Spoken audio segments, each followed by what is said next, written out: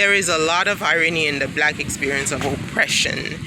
Irony is a type of contradiction. There are many, and it leads to what is considered as paradox, which is the problem with Blacks, is that we end up living in paradoxes because the Black hate the other Blacks so much. Many Blacks turn towards whiter people who are more accepting of them for assistance, and then engendering that consistency of the racial oppression, and that leads to colorism.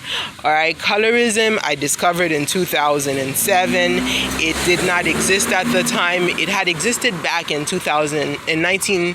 In the 1970s, this is what I discovered. And back in 2007, I went ahead and did some research and brought back the term. Of course, I am excluded because of colorism. I am excluded from society, and therefore I don't have many people to talk to. So I ended up not publishing, even though I did write about it. Life goes on. You're trying to survive, right? I'm trying to survive racial oppression in South Florida. So life goes on, and I talked to the few people that I talked about that seemed to be surprised. Oh, they never heard of the term. The next thing I know, of course, the term exploded, and the credit never came back to me. Well, that's the problem with the arts. And as a person of oppression, when you do find yourself in this kind of isolation or /zombification where people can just get your ideas and then claim credit for it, it is the arts become not the best place to thrive in. Sometimes if you want to survive, the sciences are a great alternative for surviving against oppression of color. Why? Because at least you are going to get paid.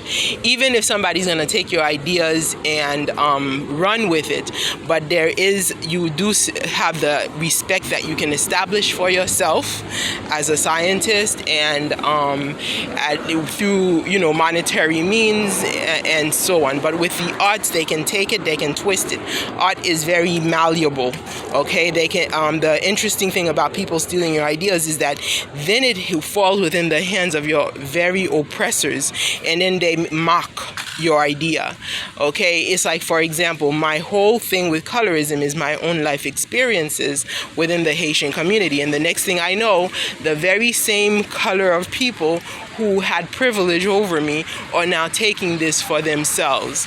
Okay, they are taking my pain, they are taking my life.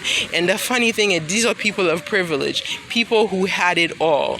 And I, who lacked it and worked for it, I do not get it. This is the slave system. It exists today, and it is the irony of it all. And who's doing that to you?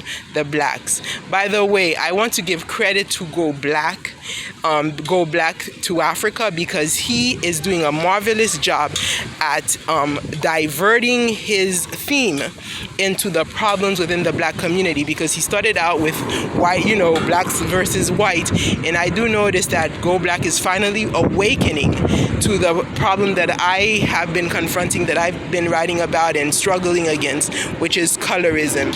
And he hasn't termed